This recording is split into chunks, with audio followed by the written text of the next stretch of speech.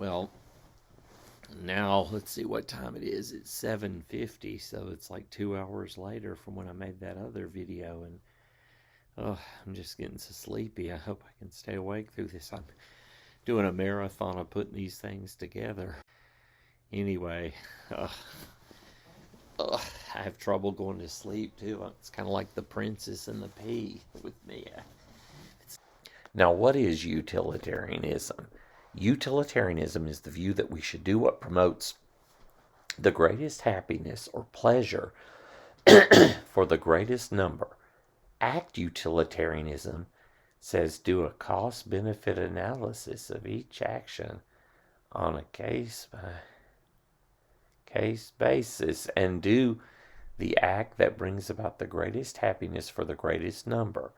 Rule utilitarianism says follow rules or policies that in general will produce the greatest happiness for the greatest number, even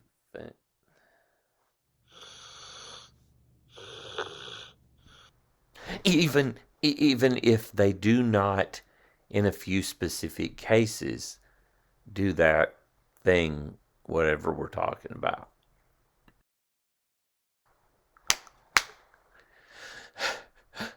Act utilitarianism says do a cost-benefit analysis of each action on a case-by-case basis and do that which brings about the greatest happiness for the greatest number.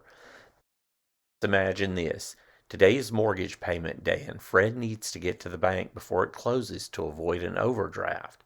If he does not, he will be indebted about $500 and his credit rating will be damaged. They'll ding him on it. He can make it, but it will require him to drive at about 95 miles an hour through a 30 miles per hour residential zone. He can see that no one, now this got all garbled here, but he can see that no one is in the way, or it's clear view on the street. There aren't a bunch of shrubs hiding whether there could be a child, so he can see nobody's coming. So by act utilitarianism, if he's unlikely to hurt himself or others by driving so fast, then he should speed to the bank. The con of the overdraft outweighs the slight risk of going really fast.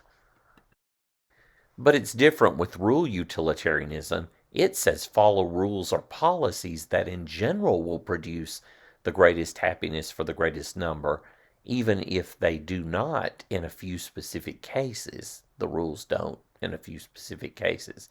According to rule utilitarianism, Fred should not go 95 miles per hour even if no one is on the road and the con of the overdraft is great. For rule utilitarianism says that we should follow general rules that will bring about the greatest happiness if followed by everyone all the time. And generally, it is better for everyone if people don't go so fast when they're in a hurry.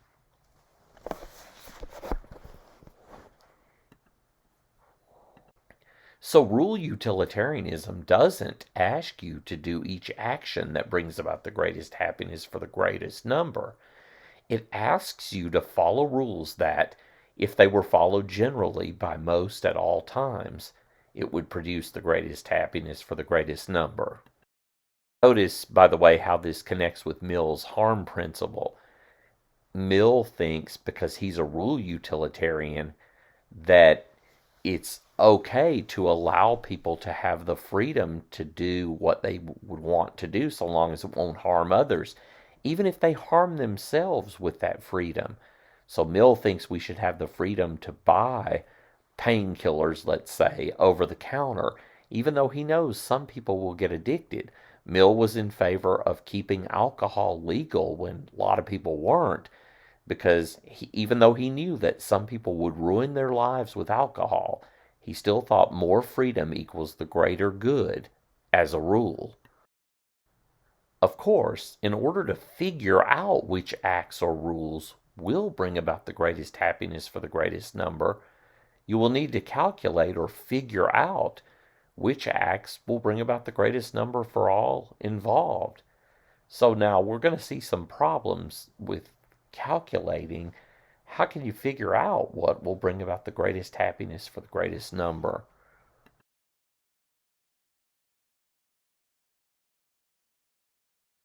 A problem for utilitarianism, the calculation objection. Osama bin Laden took credit for and was instrumental in organizing the 9/11 attacks. We have him on video saying that. That's how people knew he did it. These attacks resulted in the subsequent War on Terror, a war in which thousands have died, and which the U.S. is still engaged. It had such a ripple effect. On the slides after this one, you'll be asked some questions. The calculation objection. Case 1. The year is 1960 and you've time traveled to Osama bin Laden's 4th birthday party. Osama takes a bite of cake and begins to choke. Only you at the party know CPR. What should you do if you want to achieve the greatest happiness for the greatest number? Should you A, save him, or B, let him die?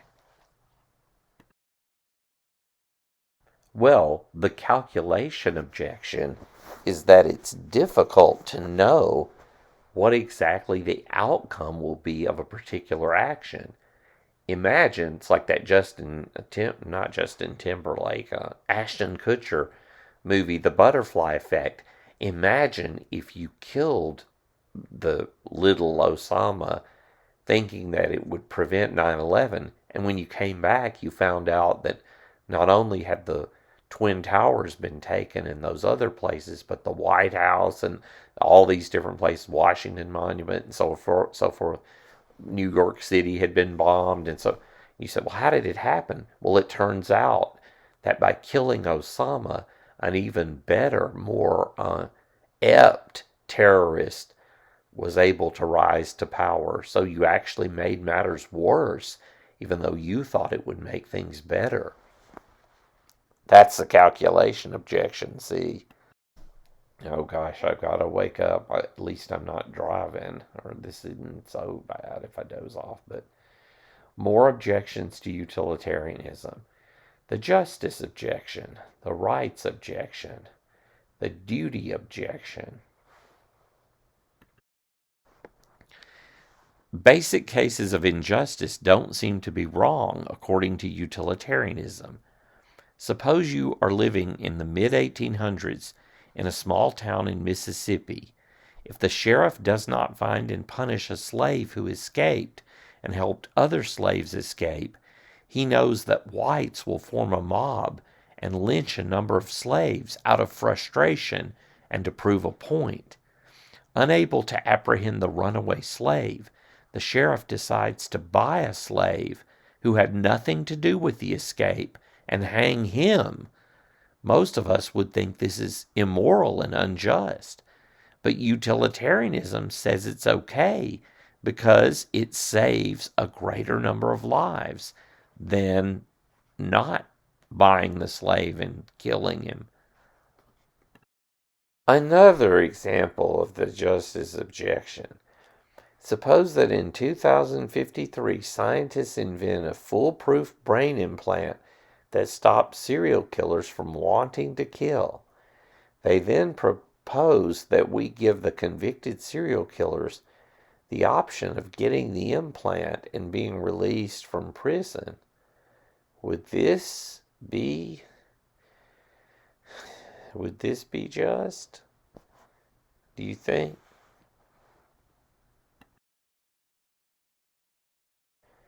Then we ride our bikes objection.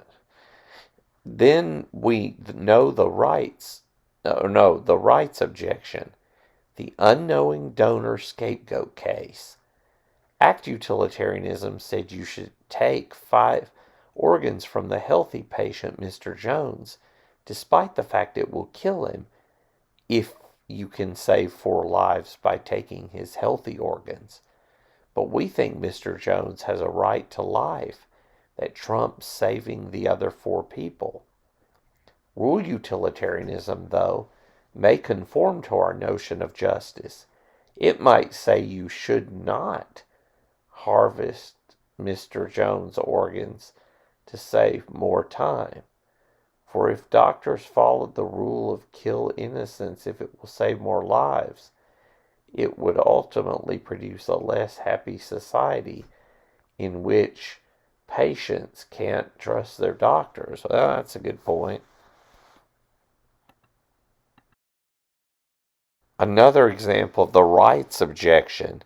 Suppose Tom figures out a way to spy on you while you're showering without you detecting it. It gives him pleasure. If he never gets caught, you experience no pain. If he does not get caught, it was not right for him to stay in the way that you think that might have, the Marion said, or whatever.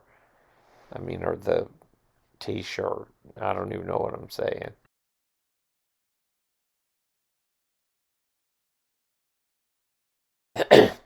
Suppose Suppose Fred solemnly promises Alma that after her death he will give the money she leaves behind to her favorite charity, Big on Whales. After Alma dies, however, Fred does some research and finds another organization that seems to create more good in the world than Big on Whales. So he gives her money to the charity he discovered instead. We feel he's wrong to do this, but utilitarianism seems to suggest that it is not owed the person, or you know what I mean.